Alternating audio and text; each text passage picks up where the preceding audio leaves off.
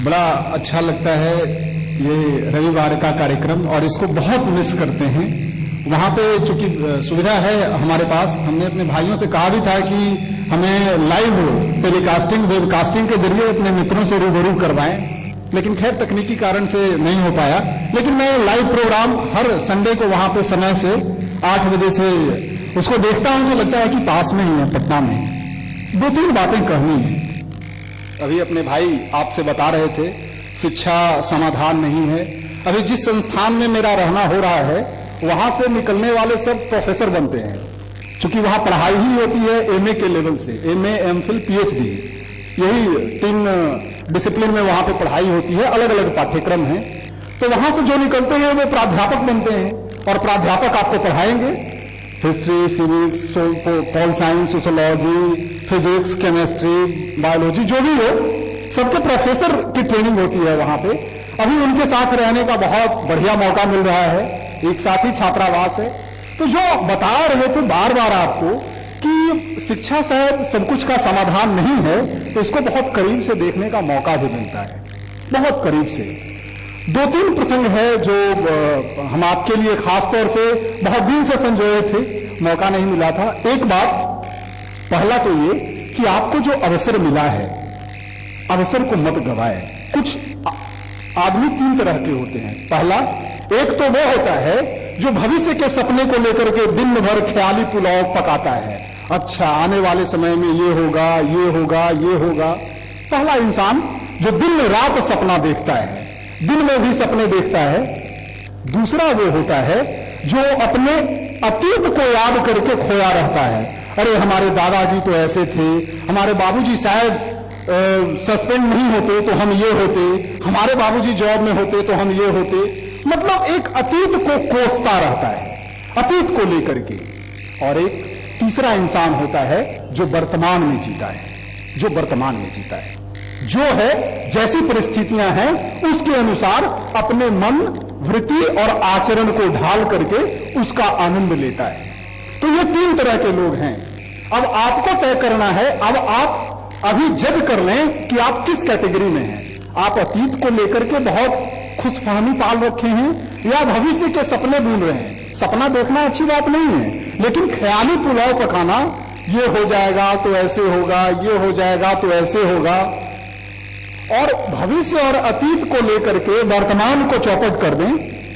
अभी आपको यहां से पर्सनालिटी डेवलपमेंट और तमाम तरह की चीजें बताई जा रही हैं। आपको इसका एहसास कब होगा? जब आप यहां से बाहर निकलेंगे।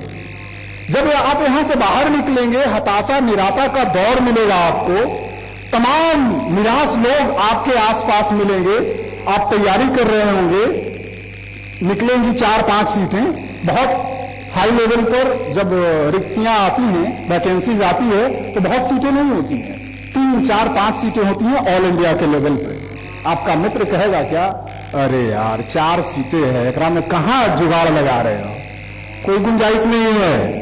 4 सीट में 2 सीट रिजर्वेशन में गया, 1 सीट बचा, 2 सीट, 2 सीट में बहुत सारे पैरवी पुत्र आएंगे, बहुत सारे जैक वाले आएंगे, जुगाड़ वाले आएंगे, तैयारी करने का कोई फायदा नहीं। बस इतना कह के आपको 3 चुभो देगा, हो गई आपकी तैयारी फ्लॉप, वहीं पे फ्लॉप हो जाती है। तो इस तरह की परिस्थितियों से निपटने का तरीका कोई आपको नहीं बताएगा। ये जो अवसर अभी आपको मिला है यहां पे थोड़ा सा अपने आप को सजाने का, संवारने का, यकीन मानिए बड़े शहरों में जब आप जाएंगे बहुत तरह की परिस्थितियां आपके सामने आएंगी, पैसा बहुत आ जाएगा। आज पैसे के बिना कोई मर नहीं रहा है। हम तो कहते हैं कि आज लोगों की परेशानी का सबब पैसे की कमी नहीं है, पैसे की अधिकता लोगों की परेशानी का सबब है। जिसके पास जितना ज्यादा पैसा है वो उतना ज्यादा परेशान है।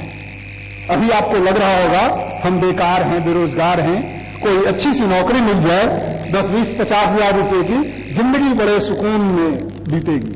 लेकिन ऐसा होता नहीं है।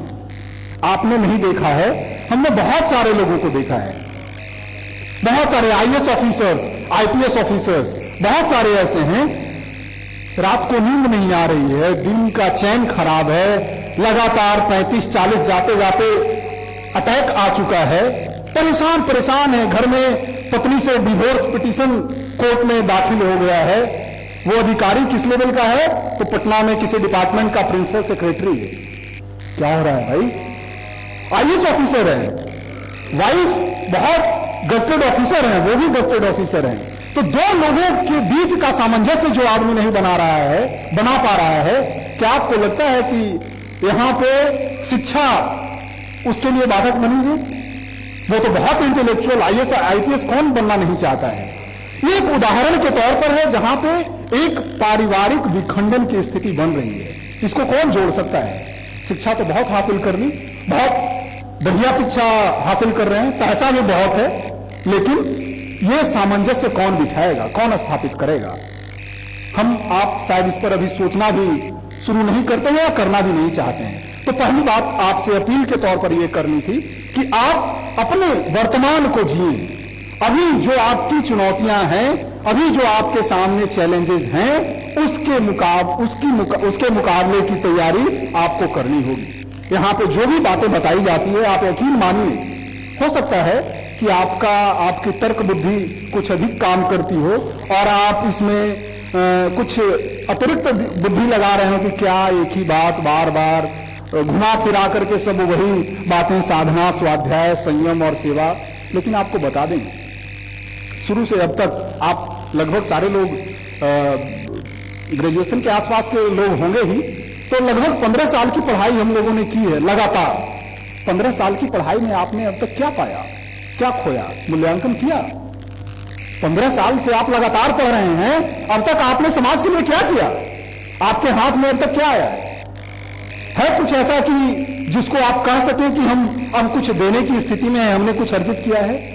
तो 15 साल में आप कुछ देने की स्थिति में नहीं है। यहां पे 2 महीना, 3 महीना, 6 महीना आना शुरू हुआ, अरे यार कोई फायदा नहीं है, क्या मतलब आने जाने का।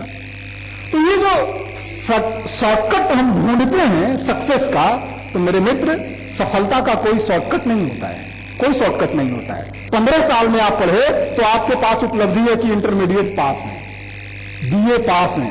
अरे आजकल इंटरमीडिएट बीए का कोई खास बहुत मतलब नहीं रह गया है, यदि आपने अपने आप को कुछ देने की स्थिति में नहीं स्थापित किया। तो पहली बात आपसे यह कहनी थी कि आप अपने वर्तमान को जिए। अभी आपको पढ़ना है, अभी आप पढ़ाई को छोड़ करके और दूसरी तीसरी तरह की बातें करते हैं, तो कहीं ना कहीं आप अपने साथ धोखा कर रहे हैं। और ये आने वाले दिनों में इसका परिणाम आपको भुगतना पड़ेगा। इसके लिए आपको मानसिक तौर पर तैयार रहना पड़ेगा। तो पहली बात मेरी कि आप वर्तमान में जीना सीखें। गुरुजी ने बहुत सारी किताबें लिखी हैं इससे संदर्भित, आप पहले पढ़ने का मन तो बनाएं। और बहुत सारी परिस्थितियां आपके आसपास ऐसी